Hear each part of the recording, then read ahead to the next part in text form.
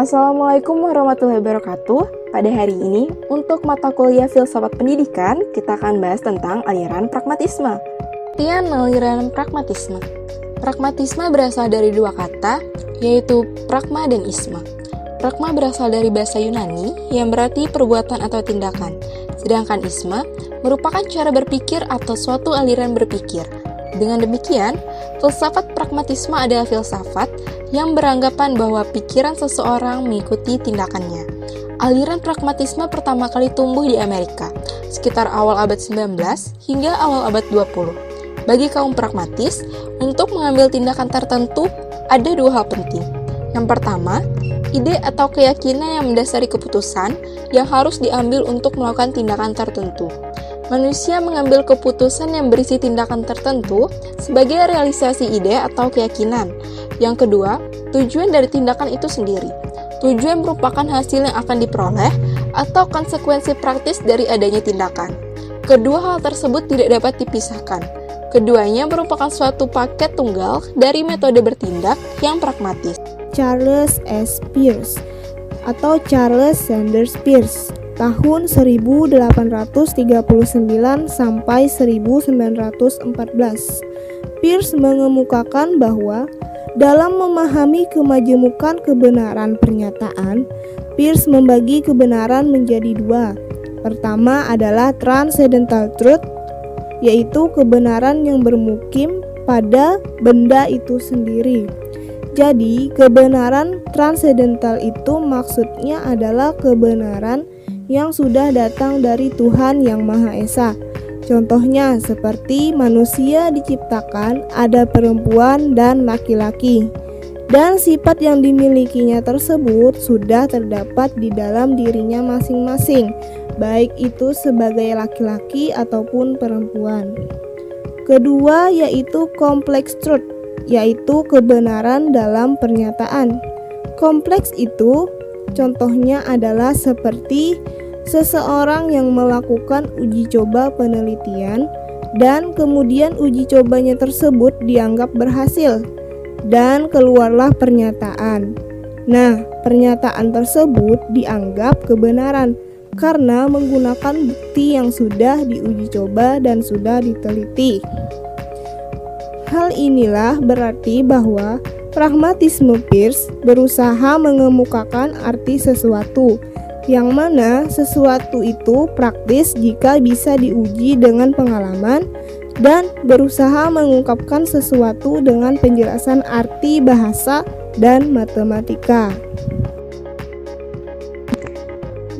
Tokoh selanjutnya ialah William James. James mengemukakan tidak ada kebenaran mutlak yang berlaku umum, yang bersifat tetap, yang berdiri sendiri dan terlepas dari segala akal yang benar, melainkan yang ada hanya kebenaran-kebenaran pula. Yang dimaksud kebenaran-kebenaran pula adalah apa yang benar dalam pengalaman-pengalaman khusus yang setiap kali dapat diubah dari pengalaman berikutnya. Jika hari ini pengalaman kita salah, belum tentu pengalaman berikutnya akan salah. Bisa saja pengalaman berikutnya berubah menjadi benar. John Dewey 1859 sampai 1952. Dewey menamakan pragmatisme sebagai instrumentalisme. Dewey memberikan istilah pragmatisme dengan instrumentalism, operationalism, functionalism, dan experimentalism. Disebut demikian karena menurut aliran ini bahwa ide, gagasan, pikiran, dan intelijen merupakan alat atau instrumen untuk mengatasi kesulitan atau persoalan yang dihadapi oleh manusia. Filsafat pragmatisme yang dianut oleh John Dewey berkembang dari filsuf sebelumnya, yaitu Charles Peirce dan William James. John Dewey banyak dikaitkan dalam aplikasi pragmatismenya, terutama untuk bidang pendidikan. Dewey mampu menguraikan berbagai filsafat pragmatisme yang dapat dibuktikan dengan teori-teori pendidikannya.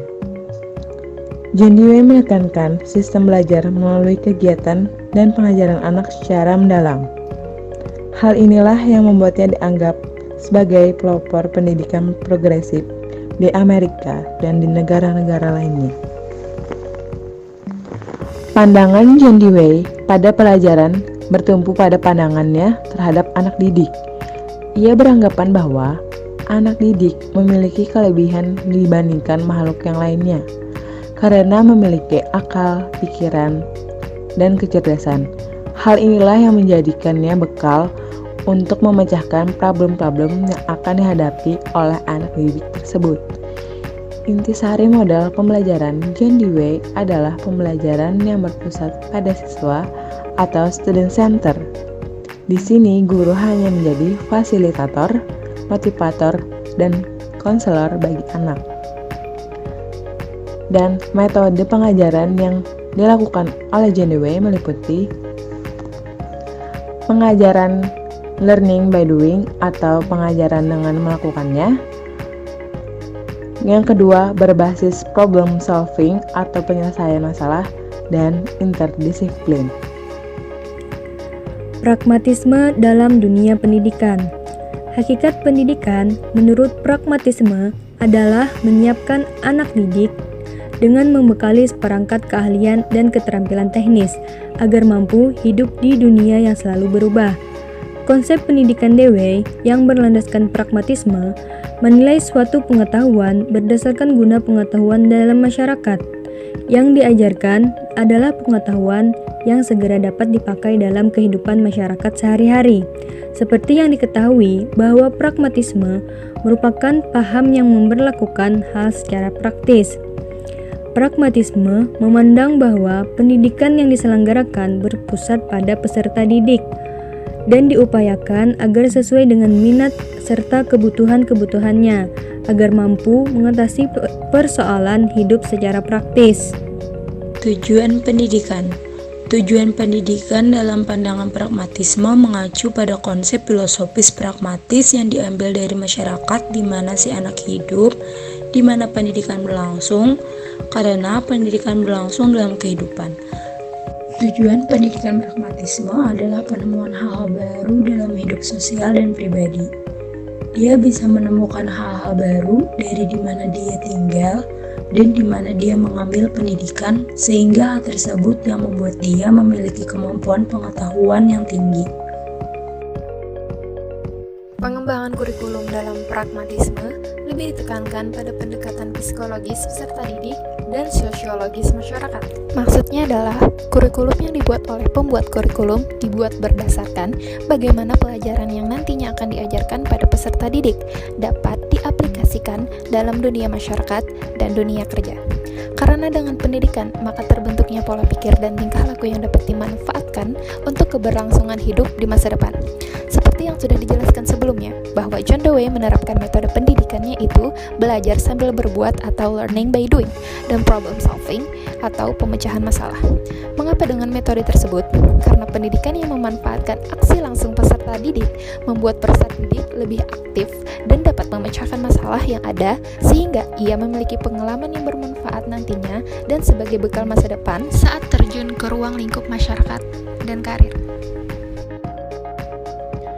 Metode pendidikan ajaran pragmatisme lebih mengutamakan penggunaan metode pemecahan masalah serta metode penyelidikan dan penemuan. Dalam prakteknya, metode ini membutuhkan guru yang memiliki sifat pemberi kesempatan, bersahabat, seorang pembimbing, berpengalaman, antusias, kreatif, sadar bermasyarakat, siap, siaga, sabar, bekerja sama, dan bersungguh-sungguh agar belajar berdasarkan pengalaman dapat diaplikasikan oleh siswa dan apa yang dicita-citakan dapat tercapai. Dalam pembelajaran, peranan guru bukan menuangkan pengetahuannya kepada peserta didik. Setiap apa yang dipelajari oleh peserta didik haruslah sesuai dengan kebutuhan, minat, dan masalah pribadinya. Pragmatisme menghendaki agar peserta didik dalam menghadapi suatu permasalahan hendaknya dapat merekonstruksi lingkungan untuk memecahkan kebutuhan yang dirasakannya. Untuk membantu peserta didik, Guru harus berperan menyediakan berbagai pengalaman yang akan memunculkan motivasi. Film-film, catatan-catatan, dan tamu ahli merupakan contoh-contoh aktivitas yang dirancang untuk memunculkan minat peserta didik. Kemudian membimbing peserta didik untuk merumuskan batasan masalah secara spesifik, lalu membimbing dan merencanakan tujuan-tujuan individual maupun kelompok dalam kelas guna memecahkan suatu masalah. Membantu peserta didik dalam mengumpulkan informasi berkenaan dengan masalah dan bersama-sama mengevaluasi apa yang telah dipelajari, bagaimana mereka mempelajarinya, dan informasi baru yang ditemukan oleh setiap peserta didik. Aliran pragmatisme mengajarkan bahwa yang benar adalah segala sesuatu yang membuktikan dirinya benar, dengan melihat ide-ide yang menumbuhkan hasil yang bermanfaat dan bersifat praktis. Terima kasih, semoga bermanfaat. Wassalamualaikum warahmatullahi wabarakatuh.